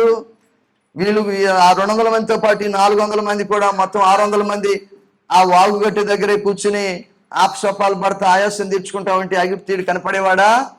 ఇక చాలే వెనక్కి వెళ్దాం అనుకుంటే కనపడేవాడా? లేదు. దేవుడు చెప్పినట్టుగా నువ్వు చేస్తే, దేవుని చిత్తం ఏదో తెలుసుకుని దాన్ని నువ్వు పాటిస్తా ఉంటే దేవుడు నీకు ఏర్పాట్లు చేస్తాడు. దేవునికి స్తోత్రం, హల్లెలూయా. ఒక ఐగుప్తీయుడు కనపడ్డాడు. వాడు కనపడాలని రూలేం లేదు. వాడిని దేవుడు ఎక్కడ ఏర్పాటు చేశాడు. ఐగుప్తీయుడు కనపడను. వాడు దావీదు వద్దకు వాడిని తోడుకొని వచ్చి మరి వాడు 3 రాత్రింబగళ్ళు అన్నపానములేమి పుచ్చుకోలేదని తెలుసుకుని వారికి భోజనం పెట్టి దాహమిచ్చి అంజూరపు అడలోని ముక్కను 2 ద్రాక్ష గెలలను వానికి ఇచ్చిరి. వాడు ఎన్ని రోజుల నుంచి భోజనం లేదంటే వాడికి 3 రోజుల నుంచి భోజనం లేదు. నేటికి కూడు తిని అనేది పద్యం ఉండేది. 3 నాడులాయే. సో అలాగే ఇతడు కూడా పాడగలడు. అతడు మరి 3 రోజుల నుంచి 3 రాత్రింబగళ్ళు అన్నపానాలు ఏమి లేవు.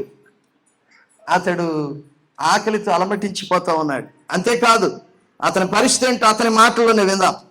అతని పరిస్థితి ఏంటంటే 13వ వచనం చదవండి. ఐగుప్తీయుడనై పుట్టి అమాలేకుడైన ఒకనికి దాసుడునైతిని. 3 దినముల క్రిందట నేను ఏమిలా పడగా, కాయలా పడగా అంటే చెట్టు నుంచి కాయలాగా పడ్డాడని కాదు. కాయలా అంటే అస్వస్థత, జబ్బు పడ్డాడు అనమాట. ఓకే, నేను కాయలా పడగా నా యజమానుడు నన్ను విడిచిపెట్టి, అది అతని పరిస్థితి.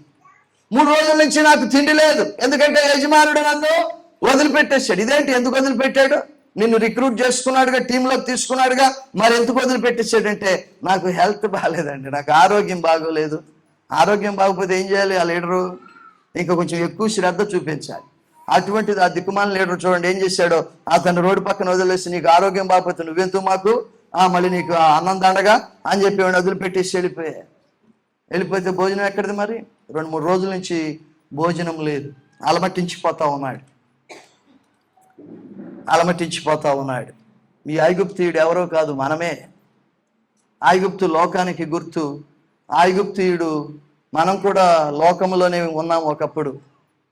మనల్ని కూడా సాతాను వాడుకొని, మనల్ని కూడా సాతాను మన త్రోవ తప్పించి, మన దగ్గర ఉన్నటువంటి ఆరోగ్యం అంతా పాడు చేసి, మనలను పక్కన వదిలేసి వెళ్ళిపోయేటువంటి దుష్టుడైన నాయకుడు వాడు.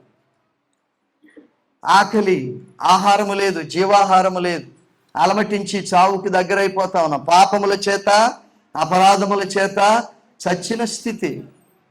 అలాంటి పరిస్థితిలో ఎవరతన్ని కాపాడారు? ఎవరతని ప్రాణం తెప్పరేలా చేశారు? దావీదు. అలాగే మనల్ని కూడా దావీదు కుమారుడు కాపాడాడు. దేవునికి స్తోత్రం, హల్లెలూయా. ఎలా కాపాడాడు? ఏమి ఇచ్చాడట అతనికి? ఆహారం, భోజనము పెట్టి దాహం ఇచ్చాడు. అదే మనం కూడా చేయబోతున్నాం. మనం కూడా ఆయన భోజనంలో పాలు పంపులు పొందబోతున్నాం. తినడానికి ఇచ్చాడు, త్రాగటానికి భోజనము పెట్టి దాహం ఇచ్చాడు. రొట్టె, ద్రాక్షరసము మనం తీసుకోబోతున్నాం. అప్పుడు అతని ప్రాణము తెప్పరిల్లి ఇప్పుడు ఏం చేస్తున్నాడంటే, ఇక నేను వెళ్ళొస్తాను, వెళ్ళిపోవట్లేదు. ఎవరికి సహాయం చేస్తున్నాడు ఇప్పుడు? దావీదుకి సహాయం చేస్తున్నాడు. నాకు ప్రాణభిక్ష పెట్టావు నాయన, నాకు ఆహారం పెట్టావు, నా దప్పిక తీర్చావు, నేను నీకు ఉపయోగపడతాను, నేను ఆ శత్రువును జయించడానికి నేను ఉపయోగపడతాను అని అతని బాస్ ఎవరైతే అతని రోడ్డు పక్కన వదిలిపెట్టి వెళ్ళిపోయిన దొంగల ముఠా నాయకుడు ఉన్నాడో వాడి గుట్టుమట్లన్నీ చెప్పేస్తా ఉన్నాడు. వాళ్ళ సంగతి అంతా నాకు తెలుసండి, ఎందుకంటే నేను కూడా వాళ్ళ టీం మెంబర్ని కదా. వాళ్ళు ఎక్కడికి వెళ్ళి దోచుకున్న తర్వాత ఎక్కడికి వెళ్ళి మస్తుగా పార్టీ చేసుకుంటారో నాకు తెలుసు. నేను మిమ్మల్ని అక్కడ తీసుకెళ్తా కదా, పదండి అని చెప్పి ఇప్పుడు ఎవరు సేవకుడు అయ్యాడు ఇతడు?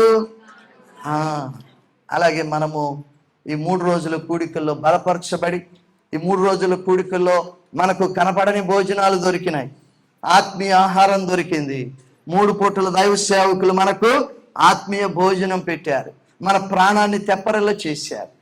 ఇప్పుడు మనము ఆయన బలలో పాల్గొనబోతున్నాం, ఆయన పరిశుద్ధ భోజనం స్వీకరించబోతున్నాం. ఈ భోజన బలంతో మనం ఏం చేయాలంటే, మన పనులు మనం చేసుకుంటాం, మన దాన్ని మనం వెళ్ళిపోవటం కాదు, మనం ప్రభు కోసం ఉపయోగపడాలి. దేవునికి స్తోత్రం, హల్లెలూయా.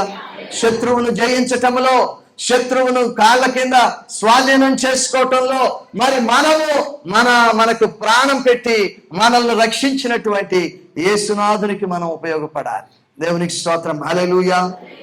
మీటింగ్లు అయిపోయినాయి, రొట్టె తీసుకున్నాము, ఇక వెళ్ళిపోదాం అనుకోకూడదు. మీరు ఈ మీటింగుల ముగింపులో ప్రభు బల పరిచర్యలో పాల్గొని ఆ భోజన బలముతో మీరు బలం పొందుకొని ఆ భోజనాన్ని ఎవరైతే మనకు సిద్ధపరిచారో ఆయన ఆ ప్రభువుకు మనము ఉపయోగపడాలి. దేవునికి స్తోత్రం, హల్లెలూయా.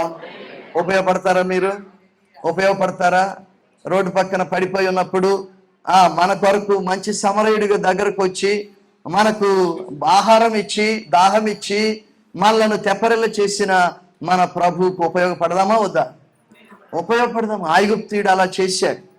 ఎప్పుడైతే అలాగున ఐగుప్తీయుడు దారి చెప్పాడో ఇక దావీదుకు మొత్తం A to Z చెప్పక్కర్లా, ఊరికే దారి చూపిస్తే చాలు. దావీదు వెళ్ళిపోయి ఆ శత్రువుల మీద పడిపోయాడు. దావీదును ఎవడు కూడా ఓడించలేడు. దావీదు తన కాలంలో 40 సంవత్సరాలు పరిపాలన చేస్తే ఏ యుద్ధము ఓడిపోలేదు. దావీదు వెళ్ళిన చోటనెల్లా విజయమే. దావీదు తన శత్రువులకు సింహస్వప్నంగా తన రాజ్యాన్ని అన్ని వైపులా వ్యాపింపజేశాడు. తన చుట్టుపక్కల ఉన్న రాజ్యాలన్నిటినీ కప్పంగట్టేటువంటి సామంత రాజ్యాలుగా మార్చేశాడు. హల్లెలూయా. దావీదుకి తిరుగులేదు, దావీదు కుమారుడికి తిరుగులేదు. దేవునికి స్తోత్రం, హల్లెలూయా, హల్లెలూయా. యేసు రక్తమే జయం, యేసు రక్తమే జయం, యేసు రక్తమే జయం. ఆ యేసయ్యలో ఎప్పుడు జయమే. దావీదు కుమారుడిలో మనకి ఎప్పుడు జయమే. దావీదు శత్రువులను పట్టుకుంటే ఏమైందంటే వాళ్ళు మస్తు పార్టీలో ఉన్నారు. మంచిగా దొరికింది కదా సొమ్ము, మంచిగా దొరికింది కదా వస్తువులు, మరి మనుషులను కూడా పట్టుకొచ్చేసారు. కనుక వాళ్ళు మంచి పార్టీలో సందడిలో సంబరంలో ఉన్నప్పుడు దావీదు తనతో ఉన్న ఈ 400 మందితో కలిసి వాళ్ళ మీద పడి వారిని చిత్తుగా ఓడించి వారిని బందీలుగా చేసి వారి దగ్గర ఉన్నదంతా కూడా దోచుకుని వచ్చేసాయి. వాళ్ళ దగ్గర ఏముంది? ఆ దొంగల దగ్గర ఏముంది? వీళ్ళ దగ్గర ఏమైతే దోచుకుని వెళ్ళారో అదంతా ఉంది. దొంగలు వాళ్ళ వృత్తి దొంగతనం కదా. వాళ్ళు దావీదు దగ్గర దొంగతనం చేసి జీవితకాలం బతకాలనుకునే వాళ్ళు కాదు. వాళ్ళు అట్లా ఎన్ని చోట్ల దొంగతనం చేసి ఉంటారు. వాళ్ళ దగ్గర ఇంకా బోళ్ళంతా దోపుడు సొమ్ము ఉంది. దావీదు మనుషులదే కాకుండా అక్కడక్కడ దోచుకున్న ఇంకా ఎంతో సొమ్ము ఉంది. ఇప్పుడు దావీదు ఏం చేశాడంటే దాని అంతటిని కూడా తెచ్చేసాడు. ఇప్పుడు ప్లస్సా, ఇప్పుడు మైనస్సా, ప్లస్సా? ఎంతో మైనస్ లో ఉన్నవాడు సర్ప్లస్ లోకి వచ్చేసాడు. ఎందుకంటే తాను పోగొట్టుకున్నదేదో సంపాదించుకోవటమే కాదు, ఇంకా ఎక్స్ట్రా బోల్డంతో వచ్చేసింది. కనుక నీకు వచ్చిన నష్టము ఫైనల్ కాదు, నీకు వచ్చిన ఇబ్బంది ఫైనల్ కాదు, నీకు వచ్చిన కష్టము ఫైనల్ కాదు. దేవుడు దానికి రెట్టింపు ఆశీర్వాదాలు నీకు ఇస్తాడు. నువ్వు పోగొట్టుకున్న దానికంటే రెట్టింపు ఆయన నీకు ఇస్తాడు. చూడండి 20వ వచనం చదవండి. 20వ వచనము. మరియు దావీదు అమాలేకీల గొడ్లన్నిటిని పట్టుకొనేను. చూసారా, ఇవి చూడండి, దావీదు పట్టుకుంది తనకు చెందిన వాటినే కాదు, ఆ దొంగలు ఎక్కడెక్కడైతే దోచుకొచ్చారో వాళ్ళకు కలిగిన ఆస్తి అంతటిని కూడా పట్టుకున్నాడు. దేవునికి స్తోత్రం, హల్లెలూయా. ఎంత ఆస్తి అంటే ఇప్పుడు ఆ యుద్ధానికి రాకుండా మిగిలిపోయిన వారికి కూడా పంచేటంత ఆస్తి మిగిలింది. దేవునికి స్తోత్రం, హల్లెలూయా. ఇప్పుడు దావీదు జనుల ముఖ చిత్రం ఏంటో, వాళ్ళు ఏం చేస్తారు? వాళ్ళు ఇంకా రాళ్ళు పట్టుకుని కొడదాం అనుకుంటారు దావీదుని. ఏం చేస్తారు? వాళ్ళు దావీదులో ఉన్న దేవుని కృపను గుర్తించి దావీదుకు వాళ్ళు మరి అనుంగు దాసులైపోయారు. దావీదు ఏం చెప్తే అది చేసేటట్టు మారిపోయారు. దావీదు నోట్లోంచి ఆ కమాండ్ పూర్తిగా రాకముందే ఊరికి వెళ్ళే యోధులుగా మారారు. దేవునికి స్తోత్రం, హల్లెలూయా, హల్లెలూయా. నా ప్రియ సోదరి సోదరులారా, ఈ రాత్రి మనము కూడా మన పరిస్థితులన్నిటిలో విజయం సాధించడానికి దేవుడు మనల్ని దీవించును గాక. మనం పోగొట్టుకున్న దాన్ని దేవుడు అంతటిని మనం సంపాదించుకోవడానికి శక్తినిచ్చును గాక. మైనస్ లో నుండి దేవుడు మనలను సర్ప్లస్ లోకి నడిపించును గాక. హల్లెలూయా. దేవుడు మనకు అవసరమైన వాటికంటే మించిన సమృద్ధిలోకి నడిపించును గాక. దేవునికి స్తోత్రం, హల్లెలూయా, హల్లెలూయా. ప్రార్థన చేసుకుందాం. అందరూ తలలు వంచండి, ప్రార్థన చేసుకుందాం, ప్రభు వైపు చూద్దాం. హల్లెలూయా, హల్లెలూయా. యేసయ్యా నీకే వందనాలు. ఈ రాత్రి దేవుడు ఇక్కడ ఉన్నాడు. ప్రియ సోదరి సోదరులారా, మన రక్షకుడు ఇక్కడ ఉన్నాడు. ఆయనే జీవాహారమై ఈ లోకానికి దిగి వచ్చాడు. హల్లెలూయా. 2 చేతులు పైకెత్తి స్వరమెత్తి యేసునాథుని స్తుతిద్దాం. హల్లెలూయా, ఓ హల్లెలూయా. ఆయన్ని స్తుతించు సంగమా. నీ కొరకు ప్రాణం పెట్టి చనిపోయి పాతి పెట్టబడి పునరుద్ధానుడైన మృత్యుంజయుడు యేసునాథుని స్తుతించు. హల్లెలూయా, హల్లెలూయా, హల్లెలూయా. నీకే వందనాలు, నీకే స్తోత్రాలు, స్తోత్రాలు, స్తోత్రాలు. We worship you, we praise you, Lord. Hallelujah, hallelujah, hallelujah, hallelujah. పరమ తండ్రి, నీకు వందనాలు, స్తోత్రాలు నాయన. నీ పరిశుద్ధ భోజనములో పాలు పంపులు పొందే ధన్యత మీరు మరొక మారు మాకు ఇచ్చారు నాయన. ఏ రక్తానికి సాదృశ్యంగా ఉన్న పాత్రలో మేము పాలు పంపులు పొందామో ఆ నీ రక్తములోని శక్తి చేత మా ప్రాణాత్మ దేహాలను బలపరచండి నాయన. ఈ పరిశుద్ధ భోజన బలముతో నాయన నీకు, నీ రాజ్యమునకు మేము సాక్షులముగా జీవించే శక్తినివ్వండి నాయన. మీకే స్తోత్రాలు. వాళ్ళకు వెలుపట ఉన్న వారిని కూడా మీరు జ్ఞాపకం చేసుకోండి, వారికి కూడా ఈ గొప్ప భాగ్యము దయచేయండి. సమస్త మహిమను మీకే చెల్లిస్తూ మిమ్మల్ని ఘనపరుస్తూ ఆరాధిస్తూ యేసు నామములో అడుగుచున్నాము తండ్రి, ఆమేన్. Thank you so much. మరి అవకాశం నాకు ఇచ్చిన దైవజనులు పాస్టర్ శామ్యుల్ రంగారావు గారికి, పాస్టర్ అమ్మ గారికి మరొక మారు నా ధన్యవాదాలు. మరి మంచి సేవకుల్ని దేవుడు మీ సంఘానికి ఇచ్చాడు. సేవా భారము, దర్శనము, ఒక మంచి ప్రణాళికాబద్ధమైన పరిచర్య విధానము కలిగిన దైవ సేవకులు పాస్టర్ శామ్యూల్ రంగారావు గారు. మరి అలాంటి దైవ సేవకుల ఆత్మీయ నాయకత్వంలో మీరు మరింతగా ఎదిగి వర్ధిల్లి అనేక మందికి సాక్షులుగా ఉండాలనేది నా హృదయపూర్వకమైన అభిలాష. దేవుడు మిమ్మల్ని బహుగా దీవించును గాక. Thank you so much pastor. ప్రార్థన చేద్దాం. పరమ తండ్రి, పరిశుద్ధుడా, మిక్కిలి ఘనుడు అయిన మా రాజా, మీకే స్తోత్రాలు నాయన. మా ప్రభువా, కృతజ్ఞత నిండిన హృదయాలతో మీ వైపు చూస్తూ మిమ్మల్ని ఘనపరుస్తూ ఉన్నాం.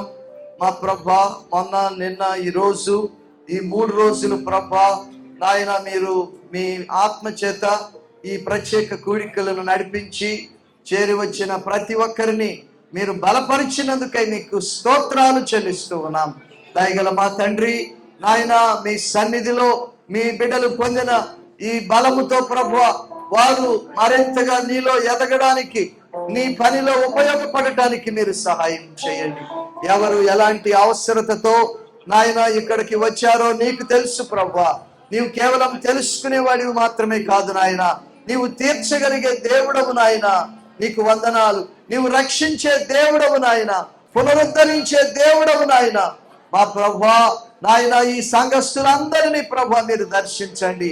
మీదు మిక్కిలి నాయన అవసరతల్లో నీకు మొరపెట్టుకుంటున్న వారికి నీ ప్రత్యేకమైన కృప దయచేయండి. అనారోగ్యంతో ఉన్న వాళ్ళని మీరు తాకండి, స్వస్థపరచండి. ప్రతి విధమైన అనారోగ్యమును, అస్వస్థతను యేసు నామములో బంధిస్తూ ఉన్నా. యేసు నామములో స్వస్థతను విడుదల చేస్తూ ఉన్నా. ఓ తండ్రి, నీకు వందనాలు. ఆర్థిక ఇబ్బందుల్లో ఉన్న వారిని దర్శించండి ప్రభువా. మీ గుప్పిలు విప్పి ఆదుకోండి ప్రభువా. నాయన వారికి సమృద్ధి మీరు దయచేయండి నాయన. మీకు వందనాలు. యెహోవా ఈరేగా మిమ్మల్ని మీరు బయలుపరచుకోండి నాయన. మైనస్ నుండి సర్ప్లస్ లోకి నడిపించగలవు నాయన. మీకే వందనాలు, స్తోత్రాలు. మహిమగల మా తండ్రి నాయన, మనసులో నెమ్మది లేక భయముతో ఆందోళనతో ఉన్న వారిని జ్ఞాపకం చేసుకోండి. వారి మనసుల్లో భయము, ఆందోళన పుట్టిస్తున్న సమస్త దురాత్మ శక్తులను నజరేయుడు యేసు నామములో గద్దించి దూరపరుస్తున్నాం. యేసు నామములో ధైర్యమును, శక్తిని విడుదల చేస్తున్నాం. ప్రభువా, నీ బిడ్డల హృదయాలను, గృహాలను సమస్త జ్ఞానమునకు మించిన నీ సమాధానముతో నింపు నాయన. నీకు వందనాలు. ఈ సంఘమంతా ఆధ్యాత్మికంగా, ఆర్థికంగా, ఆరోగ్యపరంగా అన్ని రకాలుగా అత్యధికముగా ఆశీర్వదించబడి అభివృద్ధి చెందునుగాక. ఓ తండ్రి, నీకు వందనాలు. మా ప్రభువా నాయన, సంఘ కాపరిని బట్టి నీకు వందనాలు. నీ సేవకులు పాస్టర్ శామ్యూల్ గారిని బట్టి వందనాలు. పాస్టర్మ గారిని బట్టి వందనాలు. వారి కుమార్తె స్నేహాన్ని బట్టి నీకు వందనాలు. ఈ కుటుంబాన్ని మీరు దర్శించండి, దీవించండి. వారి చుట్టూ మీ కాపుదలు ఉంచండి. వారి అవసరతలు మీరు తీర్చండి ప్రభువా. నాయన, మా తండ్రి, ఈ పరిచర్యను మరింతగా మీరు ఆశీర్వదించండి నాయన. Beersheba assembly of God Mallapur church ప్రభువా నానాటికి విస్తరించినట్లు మీ కృప విడుదల చేయండి నాయన. మీకే స్తోత్రాలు, మీకే స్తోత్రాలు నాయన. మా తండ్రి, పార్కింగ్ సమస్యలను మీరే పరిష్కరించండి ప్రభువా. అనువైన స్థలము మీరు నాయన మీరే సిద్ధపరచండి, ఏర్పరచండి, అనుగ్రహించండి తండ్రి. మీకు వందనాలు. Thank you father. హల్లెలూయా. ఈ 3 దినాలు ప్రభువా నాయన ఉపవాస ప్రార్థనల్లో నాయన ఏమేమి విన్నపాలు నాయన నీ పాద సన్నిధికి చేరుకున్నాయో వాటన్నిటినీ ప్రభువా మీరు ఆలకించి ఆన్సర్ ఇచ్చారని నమ్ముచున్నాము తండ్రి. నీకు వందనాలు. నీ కాలములో ప్రభువా వాటిని మీరు చూపించబోతున్నందుకై మీకు స్తోత్రాలు. Thank you father, thank you father. నాయన మీకే స్తుతులు చెల్లిస్తూ మిమ్మల్ని ఘనపరుస్తూ యేసు అతి శ్రేష్ఠ నామములో ఈ మనవులన్నిటినీ అడిగి పొంది ఉన్నాము తండ్రి. పరలోకమందున్న మా తండ్రి,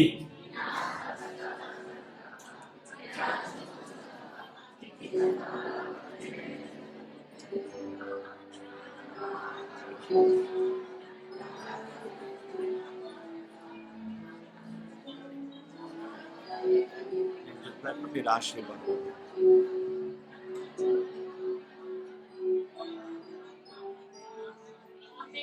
ఆమేన్. యెహోవా నిన్ను ఆశీర్వదించి నిన్ను కాపాడును గాక. యెహోవా నీకు తన సన్నిధి కాంతి ప్రకాశింపజేసి నేను కరుణించునుగాక. ఆమేన్. యెహోవా నీకు తన సన్నిధి కాంతి ఉదయింపజేసి నీకు సమాధానము కలుగజేయునుగాక. ఆమేన్. ఇప్పుడు మన ప్రియ ప్రభు అయిన యేసు క్రీస్తు దివ్య కృప, మన పరమ తండ్రి అయిన దేవుని శాశ్వత ప్రేమ, మన ఆదరణకర్త అయిన పరిశుద్ధాత్ముని అన్యోన్య మధుర సహవాసము, సహాయము ఎల్లప్పుడూ ఇక్కడ చేరిన మనలో ప్రతి ఒక్కరికి, బెర్షెబా ఏజీ చర్చ్ కుటుంబం అంతటికి, తన సేవకులు పాస్టర్ శామ్యూల్ గారికి, శ్రీదేవి పాస్టమ్మ గారికి, వారి కుమార్తె స్నేహకు సదా తోడుగా ఉండి బలపరిచి వర్ధిల్ల చేయును గాక.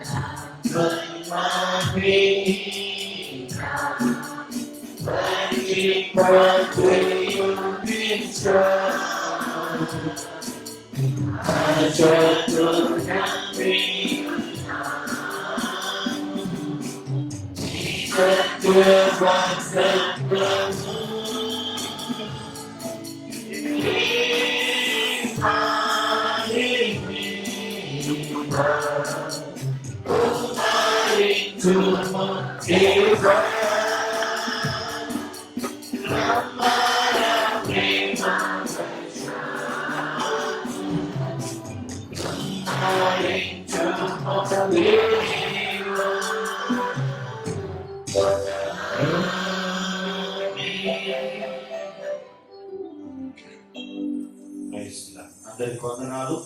దేవుని మీద దీవించిన గాక. సమాధానం పాస్టర్ గారు ప్రార్థన చేస్తారు. మీరు వరుసగా రండి. ఒక